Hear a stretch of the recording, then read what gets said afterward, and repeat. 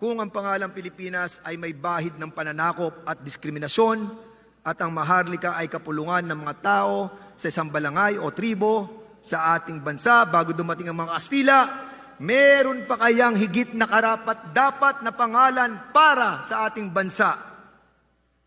Ayon sa numero 98, Colección General de Documentos Relativos a las Filipinas Existentes en Archivo de Indias de Sevilla, publicada por la Compañía General de Tobacos de Filipinas, tomo de 3, Barcelona, 1920. Sa English po, ito ang sinasabi. Ay libro na tinatawag nilang General Collection of Documents Relating to the Philippine Islands. Lahat po ng dokumento na may kinalaman sa Pilipinas ay dito matatagpuan sa librong ito na magsasabi how to locate ang ating bansa.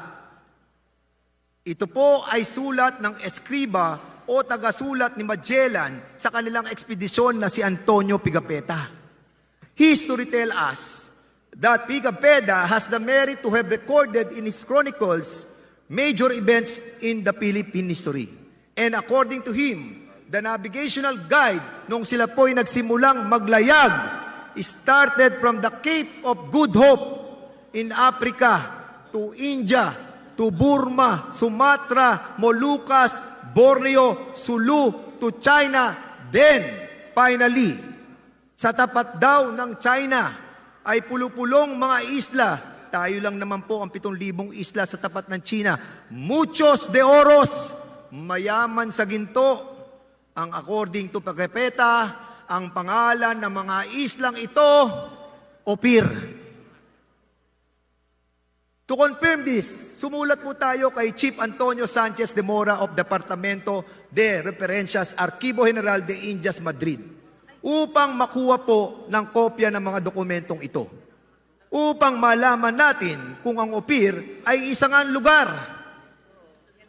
Coincidentally, in 1946, sa Tel Kasile, Israel, may nakuwang 2 small ostrakon or pottery or banga or paso, fragments with writing on them dating back to 8th century.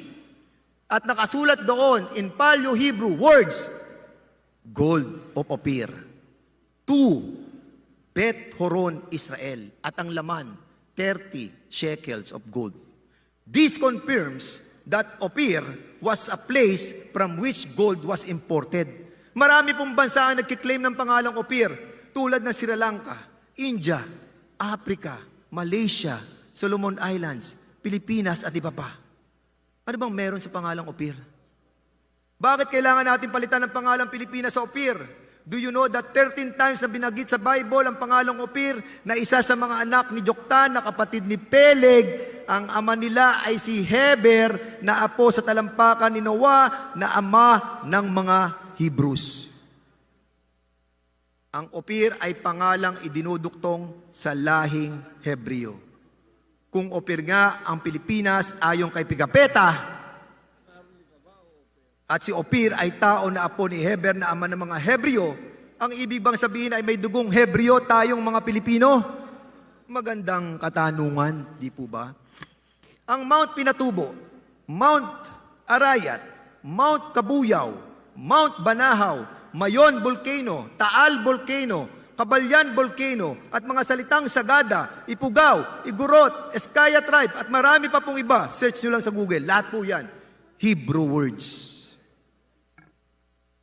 Mga lugar na naging saksi sa kasaysayan ng mga unang tao dito. And even Father Chirino, a Jesuit historian, said that the Tagalog language has the mystery and obscurities of the Hebrew language. May pagkakahawig daw ang Tagalog na baybayin at ang Hebrew language. Ask nyo ang mga taga-Eskaya tribe sa Bohol, ano lengguwahe nila at saan nanggaling ang lahi nila.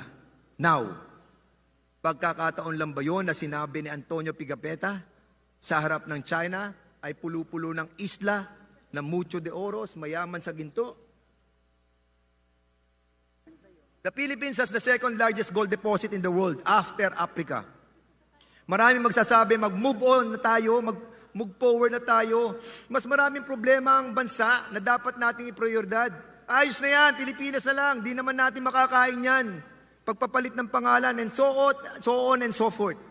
Tama po, move on na tayo. Noon pa man, move on na tayo. Inabot na nga tayo ng 136 years pagkatapos sa tayo lumaya sa mga imperialista na hindi natin alam na saan tayo nanggaling. And remember, more than 3 million Filipinos were killed during the colonization of Spain and the United States. And then, binenta tayo ng Espanya sa Amerika sa kapwa nila Europeans. Bata at matatanda, pinagpapapatay nila just to Christianize us and civilize us. Sila ang nagsabi niyan. History ang nagsabi niyan. Hindi po ako. Read your history. Dahil yun daw ang dahilan sa pagsakop sa atin. Dahil sa reliyon, papatay